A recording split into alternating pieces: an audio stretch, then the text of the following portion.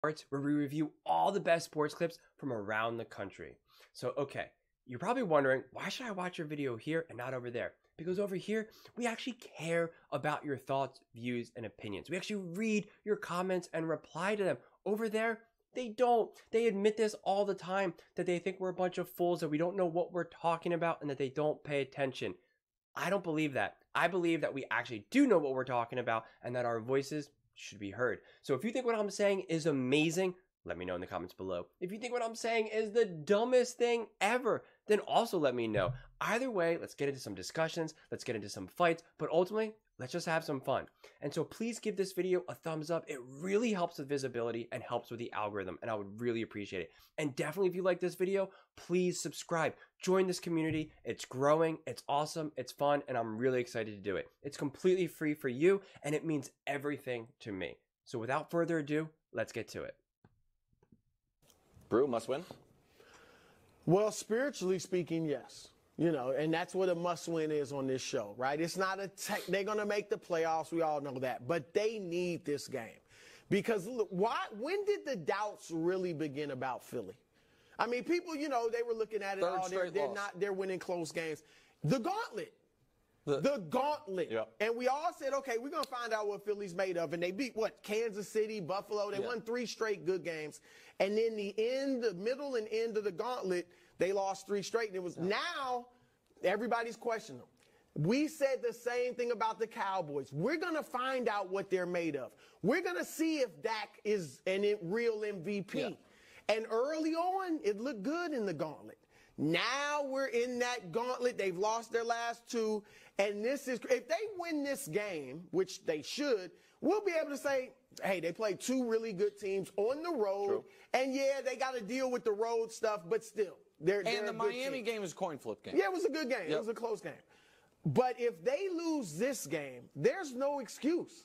Like what the only explanation, it won't be they can't win on the road against good teams. It will be they're not that good. They're a good team. They're better than they're not a great team. They will be 3-5 against teams that are currently in the playoffs.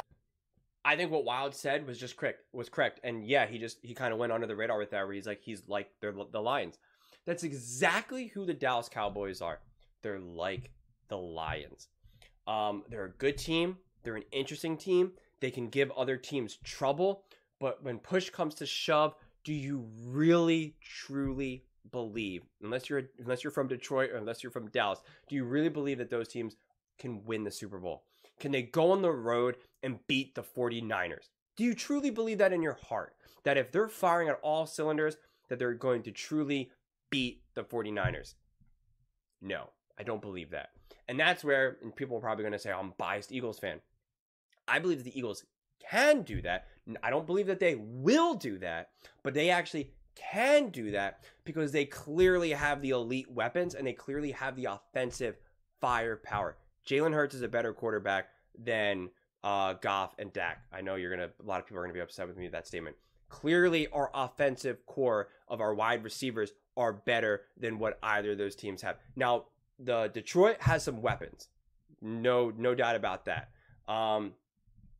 But the Cowboys, I mean, they're too reliant on just like 1 or 2 players, you know, Dak being one of them. And Pollard isn't, you know, he's okay. CeeDee Lamb, I mean, he's obviously really good, but you can only do so much with that. That's what makes kind of the Eagles, you know, extra special, where we have, you know, we have Goddard, you have A.J. Brown, Devontae Smith, right? There's actually like, you can actually start listing people. You have the tush push, you know, the brotherly shove, which hate it or love it, it actually works. And the Eagles are incredibly successful and elite at that short down gains for 3rd and 4th downs, which really matters, especially in the playoffs.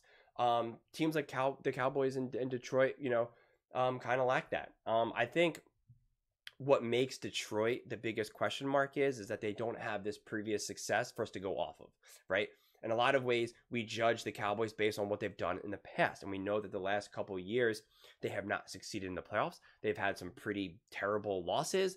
They've had a couple high moments, but like their one main high moment was beating Tampa Bay, where Tom Brady was clearly done and that team was awful. And, you know, they beat them. Congratulations. And then they lost. So I think that's what we're kind of basing them off of. Detroit, they're an unknown team, you know, like they haven't done anything. Now they have all the energy, all the momentum. The first time in a million years, this, that, right? There's so much buzz and energy, a newer coach, a quarterback who he's technically newer. I know he's been around the league for a while now, but they're still like, he's still newer and a breath of fresh air for Detroit, you know, and they obviously got their draft picks over the last couple years for Detroit. So there's just more of that like new energetic buzz. With the Cowboys, it's like we've seen this before. So you either believe in them and believe that they just got unlucky the last couple of years, or you believe that like they're just not good enough. So it really depends on what, you know, school of thought you're coming from there. So I think the Cowboys will probably win this game against Detroit. They're home. They want to win this. They want to win the division. I think they know that the Eagles could possibly lose one of their next 2 games. So I think they're thinking, we got to win the division. We want to get a home field game. Let's do this. Let's protect home field. Let's do this. We're unstoppable there. Come on, come on, come on, come on, come on. So I think it'll be all hands on deck. And I think Detroit can probably play pretty well in Dallas. Dallas is a tough place to play, but I think Detroit will be good. But I think ultimately Dallas will come away with the victory in this one, honestly.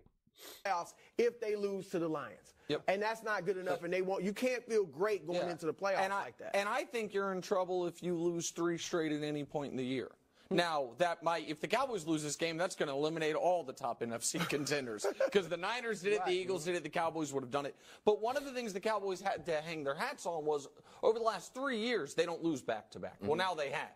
If all of a sudden you go for 2+ years of not losing back-to-back to then losing back-to-back-to-back, I think you're in real trouble. I also think from a non-emotional perspective, from the more technical perspective, you can argue this is a must-win because I think the division is still available to them. But that back-to-back is such nonsense. You know, using too much data in the past, it's a fallacy. It's you know, if you have the exact same team with the exact same players, then you can maybe make the argument. But that's not exactly right. We're not dealing with the exacts. It's a different season.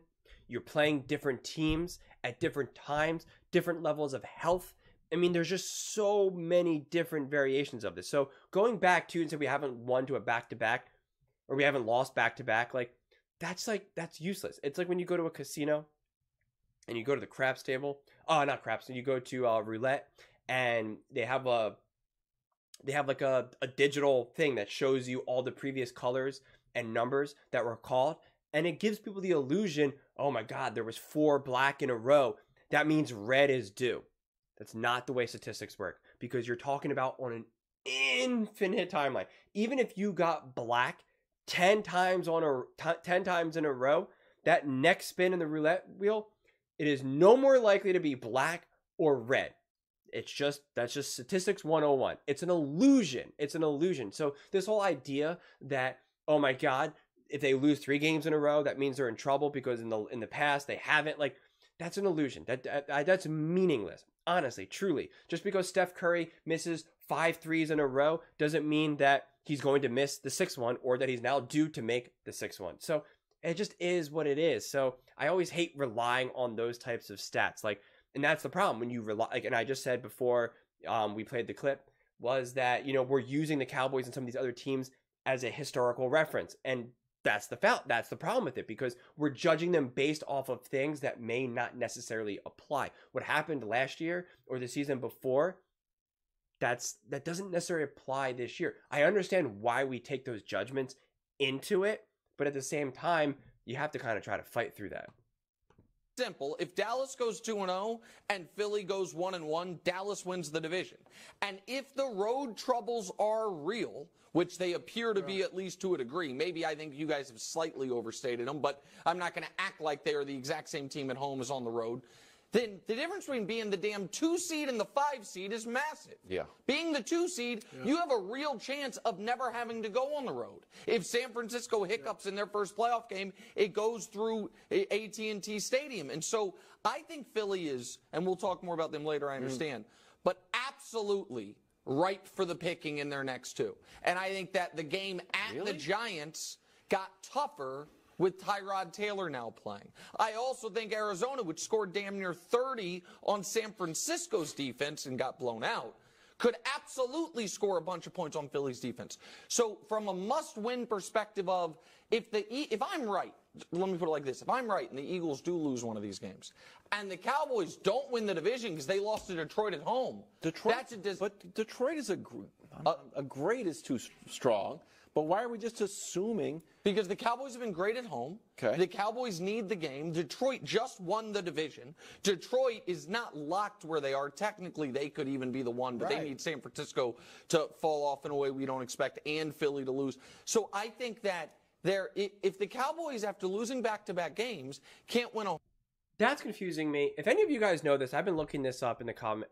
Please let me know in the comments, because I honestly genuinely don't. I'm confused, and I'm not afraid to admit it. Right now, the Eagles are ahead of Detroit, right? Technically, I think they all have the same record or whatever. Now, but because of, tiebreakers and stuff like that, it's confusing. Depending on where you read, it says that in order for the Eagles to get the #1 seed, that the Detroit would have to lose one game and San Francisco would have to lose a game, and then the Eagles would have to win the next two. So it seems like if Detroit wins out and San Francisco lose a game, that they jump over the Eagles, which didn't make sense to me because they were saying that it was going to then maybe based on, because it was the way how the tiebreaker was going to work was going to look at strength of schedule and, comparable victories and losses or whatever. So I'm confused because even the way how Nick Wright just phrased it, Nick Wright's not saying that the Detroit has a legit chance at getting, the #1 seed. And if it was that, if all they needed was San Francisco to lose one game and for them to win and for the Detroit to win out. So I'm kind of confused by that. So because right now it's listed as the Eagles as the #2 seed, but I just didn't know if those next two games, even if they won them, it still wouldn't matter. So I'm definitely confused by that. So if you guys know or could explain, please let me know. Because right now I think San Francisco could legitimately lose one of their next two games.